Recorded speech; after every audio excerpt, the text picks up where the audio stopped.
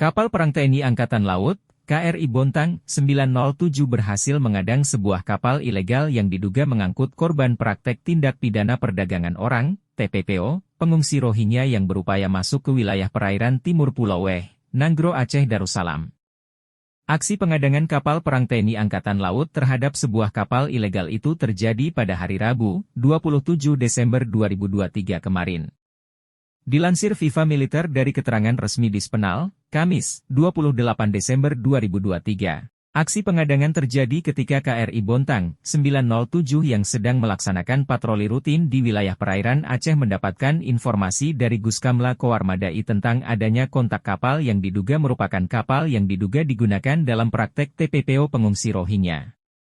Mendapatkan informasi tersebut, unsur jajaran TNI Angkatan Laut langsung bergerak cepat menerbangkan helikopter Bel TNI Angkatan Laut yang on-board di KRI Bontang 907 untuk melakukan pemantauan dan monitoring melalui udara ke arah titik koordinat yang dicurigai menjadi perlintasan kapal kayu ilegal tersebut. Setelah melakukan pemantauan udara, ternyata benar saja. Helipenter TNI Angkatan Laut mendeteksi secara visual sebuah kapal kayu dengan nama kapal SHW Ya Danar 3 yang berupaya masuk ke wilayah perairan Sabang, Aceh.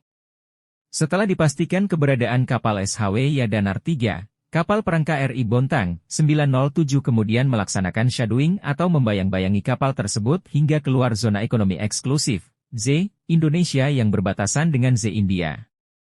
Setelah dipastikan kapal itu dalam keadaan baik dengan tidak dalam keadaan darurat, unsur TNI Angkatan Laut terus memantau kapal kayu itu melanjutkan pelayaran hingga keluar Z Indonesia India.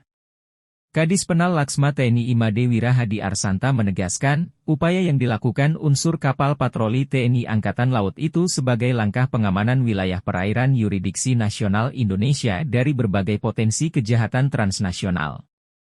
Pemerintah Indonesia bertekad memburu para pelaku TPPO, khususnya pada permasalahan yang terjadi di Aceh. Upaya tersebut telah menjadi kewajiban Indonesia sesuai Konvensi PBB dalam menentang tindak pidana transnasional, kata Kadis Penal Laksma TNI Imade Wirahadi Arsanta dalam keterangan resminya. Dia menegaskan, TNI Angkatan Laut secara terus-menerus menggelar operasi sepanjang tahun, tentunya termasuk dalam mengamankan wilayah laut yurisdiksi nasional dari berbagai tindak ilegal hingga ancaman kedaulatan.